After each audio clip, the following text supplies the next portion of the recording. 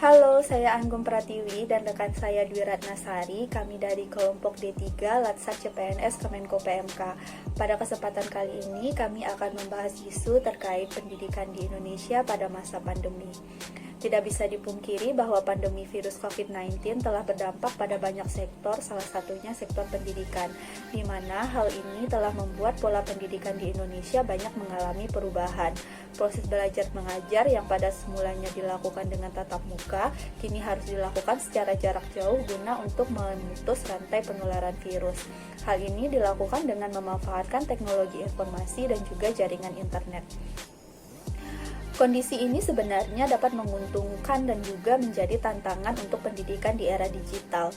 Dari segi manfaat, dilakukannya pembelajaran jarak jauh mempercepat proses pendidikan ke arah digital.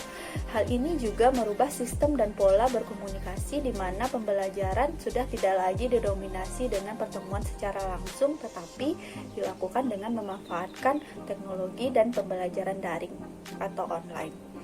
Namun, di balik semua kemudahan di era digital ini, hal ini juga menjadi tantangan bagi orang-orang yang sama sekali belum mengetahui tentang teknologi dan informasi. Dibutuhkan keselarasan antara manusia dan teknologi untuk menemukan solusi yang tepat. Hal ini mengharuskan guru atau tenaga pendidik untuk mempelajari teknologi guna mentransfer ilmunya ke dalam proses belajar mengajar itu sendiri.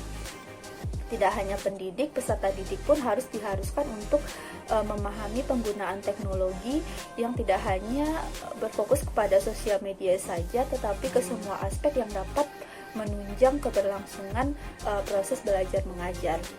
Masalah lain yang timbul adalah kurang meratanya akses internet di seluruh wilayah Indonesia. Hal ini menyebabkan sulitnya untuk sebagian kelompok melaksanakan pembelajaran secara jarak jauh.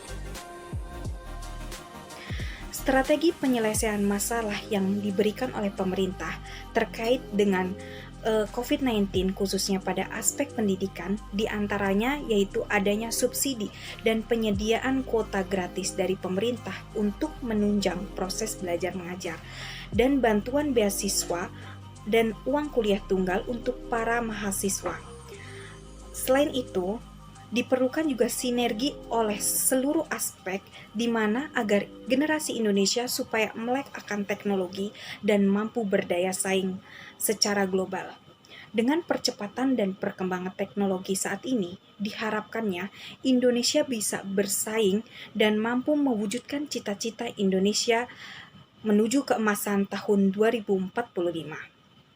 Pemimpin bangsa Indonesia pada tahun 2045 adalah mereka yang saat ini sedang duduk di bangku pendidikan sekolah dasar dan juga di bangku sekolah menengah, dan juga pemuda-pemudi yang termasuk dalam kedudukan penduduk yang usia produktif.